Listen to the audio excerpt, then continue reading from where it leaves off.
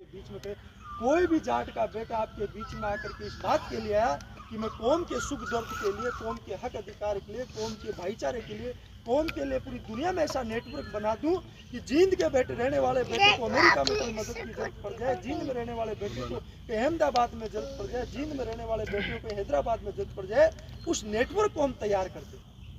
आपके भाइयों ने पिछले 10 साल में पूरी दुनिया में ऐसा नेटवर्क बना दिया। दुनिया के 130 कंट्री में आपको कभी भी किसी भी प्रकार की कोई दुख दर्द, कोई तकलीफ हो, आप रात के 12 बजे भी फ़ोन करोगे, आपका बेटा, मैं ये नहीं कह सकता कि यहाँ की तरफ फूल माला बिछा सकता हूँ, लेकिन मैं दावे के साथ कह सकता हूँ आपके बेटे को, आपके भाई को दुनिया के किसी भी कोने में आप मदद की जरूरत होगी, 2-4 व्यक्ति उसको रिसीव करेंगे, उसकी समस्या का समाधान करेंगे, उसको अपने घर पे लेकर के जाएंगे और उसको जो मदद हो सके वो मदद देने का प्रयास आपके बेटे, आपके भाई करने का प्रयास पिछले 10 साल से कर रहे हैं। पूरी दुनिया में इतने बड़े सामाजिक संगठन पूरी देश और दुनिया में चल रहे हैं, मुझे तो तकलीफ होती है कि जाट समाज में किसी भी एक व्यक्ति में इस बात की पीड़ा नहीं हुई कि हम ऐसा एक नेटवर्क बना दें।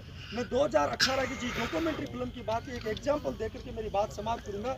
मैं चेन्नई से बाई ट्रेन जयपुर के लिए आ रहे थे, एक जैन फैमिली हमारे बगल में बैठी थी, घंटे 2 घंटे में भाई साहब उनके साथ ऐसा व्यवहार हो गया, परिवार की तरह आपस में एक संबंध सा बन गया कि बड़े भाई के रूप में। जब शाम को 5-6 बजे के बाद में ट्रेन का टीटी आकर के खाने का ऑर्डर लेने आया, उसने आकर कहा जी, हमने कहा जी 2 प्लेट हमारी भी खाने की कर दो। उस जैन साहब ने मेरा हाथ पकड़ लिया कि परेशानी जी आज खाना आपने हम खिलाएंगे। मैंने पूछा जी आप कहाँ से खिलाओगे, आप भी तो इसी को ऑर्डर दोगे जो आपके घर पे तो बैठे नहीं। उसने कहा जी नहीं, हम व्यवस्था हो जाएगी। उस बात को हम भूल गए। 8 से 9 बजे के आसपास 2-2.5 घंटे बाद अगले स्टेशन पर ट्रेन गई। आप सोचना समझना इस बात को, इस उदाहरण से आपका जमीन हिलेगा कि पूरी दुनिया कहाँ पहुँच चुकी है, हमारी कौम और बिरादरी कहाँ बैठी है आज के समय में।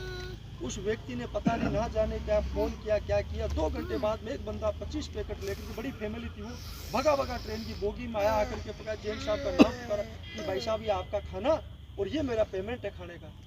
उसने पेमेंट किया, वो तुरंत 2 मिनट में उतर। मैंने पूछा भाई साहब कोई रिश्तेदार है, कोई दोस्त है, कोई जानकार? जी नहीं, मैं तो आज पहली बार मिला हूँ। मैंने कहा जी पहली बार मिले और ये खाना कैसे लेकर के आ गया, ये पेमेंट का क्या सिस्टम? कोई होटल वाले को फ़ोन किया था कि नहीं?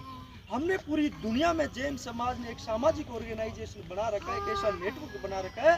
हमारे बहन बेटी, हमारे किसी भी भाई को दुनिया के किसी भी कोने में अगर कहीं मदद की जरूरत पड़े, 15 मिनट में उसको मदद पहुँच जाती, चाहे वो किसी भी प्रकार की जरूरत हो। जैन समाज के लोग शुद्ध खाना खाते हैं, उनको ज़्यादातर आपको सबको पता है। उसने एक मैसेज बना करके अपनी साइट पे डाला, अपने ग्रुप पे डाला। उस आदमी ने जो नहीं जानता उस मैसेज को पिकअप किया उस ग्रुप से, उस वेबसाइट से, और उसको वापस होके कहा जी आपकी ये मदद मैं करूँगा, मैं ये खाना लेकर के वहाँ पूछूंगा। घर से खाना बनवाया और फ्री में देकर नहीं गया, समाज का था। उसने जो लागत थी 20-25 रुपए की, वो लागत लेकर के चुपचाप वो मदद करके चला गया। आप सोचो, आप समझो, उनके बहन बेटियों को कहीं भी दुनिया में जरूरत पड़ जाए किस रूप में मदद पहुँचेगी। और आप अपनी समाज की तरफ एक बार आकलन करके देखना, आपके बहन बेटी, आपकी कौन की बेटियों को जरूरत है, आपके भाई, आपकी बेटियां किस रूप में मदद के लिए मोहताज होती होगी। ये मंजर मैंने 2020 के अंदर लॉकडाउन में देखा। अमेरिका, ऑस्ट्रेलिया, कनाडा, न्यूजीलैंड के एयरपोर्ट पे खड़ी है, कोई रेलवे स्टेशन पे खड़ी है, एटीएम बंद हो गए, मेरी नौजवान बेटी है, मेरा नौजवान बेटा है, उसको मदद की जरूरत है। आपके कार्यक्रम में अमेरिका से आदमी आया था, आपके कार्यक्रम में हो सकता है जिस कंट्री में मेरा बेटा रहता है, मेरी बेटी रहती है, वहाँ कोई मदद मिल जाए। मैंने इन संबंधों की ताकत उस लॉकडाउन में देखी, जब उन लोगों को फ़ोन किया 7 समंदर पार, किसी ने उस आपकी कौम की इज्जत को, उस बेटे, उस भाई को किसी ने बेटी बना के रखा, किसी ने बेटा बना करके रखा। 3-3, 4-4 महीने जहां लॉकडाउन में आदमी सामने दिख जाता तो लोग घरों में छुप जाते थे। ये हालात थे। उस बुरे लॉकडाउन में सिर्फ समाज और इस बिरादरी के नाते उन लोगों ने घरों में रखा। भाई का सा परिवार की सी जिम्मेदारी दी। जब सारी परिस्थितियाँ नॉर्मल होगी, फ्लाइट की टिकट करवा कर उसकी, आपकी बेटी की, आपकी कौम की उस इज्जत को घर पे भेजा। ये होती है सामाजिक संबंधों की ताकत। अगर इस तरीके का नेटवर्क हम नहीं तैयार करेंगे तो किस रूप में इस बिरादरी की मदद होगी, आपका इतिहास किस रूप में सजोने का प्रयास होगा। हमने प्रयास किया है। मैंने मास मीडिया से एजुकेशन लेने के बाद में सबसे पहला प्रयास किया, जयपुर में मैंने एक बहुत शानदार स्टूडियो डेवलप कर रखा है। कौम के बिरादरी के महापुरुषों के ऊपर आधा 1 घंटे की डिजिटल डॉक्यूमेंट्री बना रहे, किसी से 1 रुपया नहीं लेते, चुपचाप वो डॉक्यूमेंट्री बना करके यूट्यूब और फेसबुक पे डाल देते हैं कि आप लोगों तक वो इतिहास आए। इस प्रकार का काम करें। बेशक बहुत से लोगों को इस बारे में पता है, बहुत से लोगों को नहीं समझ बढ़ते हैं, नहीं पता होता।